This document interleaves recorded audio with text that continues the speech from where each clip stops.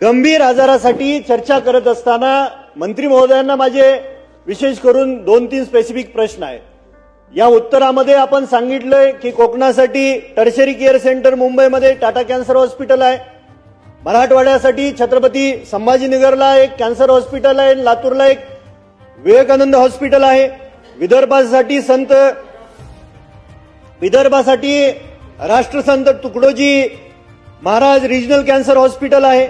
पश्चिम महाराष्ट्राचं tertiary care सेंटरचं काय कोणतं आहे आणि ते नसेल तर आपण कधीपर्यंत चालू करणार? महाराष्ट्रामध्ये 36 जिल्हे आहेत आणि 36 जिल्ह्यापैकी फक्त 8 जिल्ह्यांमध्ये किमोथेरपीची ट्रीटमेंट आपण चालू केली। इतर जिल्ह्यांचं काय, ती कधी चालू करणार? कॅन्सरसाठी रेडिओथेरपीची ट्रीटमेंट सुद्धा आवश्यक असते। देशमुख साहेब स्पेसिफिक प्रश्नच आहेत साहेब। रेडिओथेरपीची सुद्धा ट्रीटमेंट गरजेची असते। त्या रेडिओथेरपीसाठी सेंटर जिल्ह्याच्या ठिकाणी कधी उभे करणार?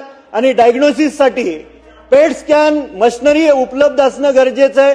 ती पेट स्कॅन मशिनरीचा उल्लेख आपल्या उत्तरामध्ये नाही आणि पेट स्कॅन खूप महागडी डायग्नोसिस टेस्ट आहे, तर त्यासाठी आपण शासनाच्या वतीनं पेट स्कॅन मशिनरी जिल्ह्याच्या ठिकाणी उपलब्ध करून देणार का?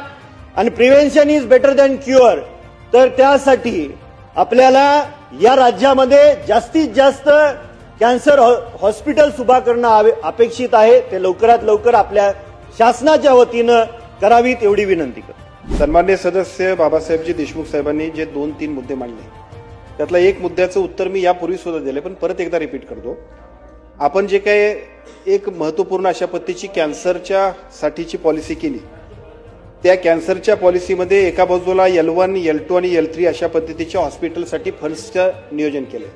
आता या फंड्सचं नियोजन केलं, त्याच्यामध्ये संभाजीनगर, चंद्रपूर, नागपूर, जे हॉस्पिटल मुंबई, कोल्हापूर, पुणे, नांदेड या 7 ठिकाणी वैद्यकीय महाविद्यालयामध्ये आणि तसंच नाशिक आणि अमरावती ह्या रेफरल आमच्या विभागीय संदर्भ सेवा हॉस्पिटलमध्ये या सगळ्या L2च्या सगळ्या ट्रीटमेंट सुरू करण्यासाठी फंड्स, त्याची मान्यता आणि आता कामं सुरू झाली। त्यामुळे आपल्याला जो प्रश्न पडला होता त्या सगळ्या प्रश्नांमध्ये आम्ही या सगळ्या सेंटर्सला आपण मदत करतोय।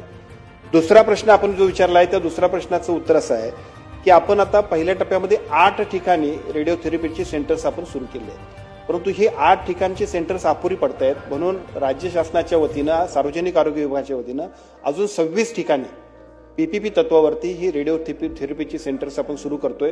त्याचा आता हे झालेलं आहे, टेंडर प्रक्रिया सुरू झालेली आहे। पुढच्या काही कालावधीमध्ये प्रत्यक्षात ते सुरू होतील अशा पद्धतीचं, म्हणजे आणखीन 26 ठिकाणी ते सुरू होतील। अजून एक मुद्दा महत्वाचा आपण सांगितलं आणि तो मुद्द्याबद्दल मात्र आम्हाला निश्चितपणे विचार करावा लागेल, कारण आपण जे सांगितलं की एकूण त्याची जी काय पेट स्कॅन असल्याशिवाय आपल्याला त्याची नोंदणी होत नाही। पेट स्कॅनचं निदान करायला तर इतकं महागड आहे की ते पुण्या मुंबईमध्ये आल्याशिवाय ते होत नाही। मग उपचार करण्यामध्ये पेट स्कॅनचं महत्व अनन्यसाधारण असल्यामुळं महात्मा फुले आरोग्य योजनेमध्ये सुद्धा पेट स्कॅनचा जर समावेश केला तर अनेक लोक, खाजगी लोक सुद्धा घेतील आणि आमच्या लोकांना सुद्धा संदर्भ सेवा चांगल्या मिळतील। त्यामुळे त्या पद्धतीचा निर्णय आम्ही घेऊ की ज्याच्या माध्यमातून राज्यातल्या सगळ्या छोट्या वाड्यातला, वस्तीतला प्रत्येक माणूस सुद्धा पेट स्कॅन पासून वंचित राहता कामा नये आणि राईट डायग्नोस झाल्याशिवाय त्याला पुढे जाताच येणार नाही। त्यामुळे त्या सगळ्या गोष्टींची सुद्धा आम्ही आमच्या महात्मा फुले आरोग्य योजनेमध्ये समावेश करण्याचा निर्णय आम्ही घेतोय।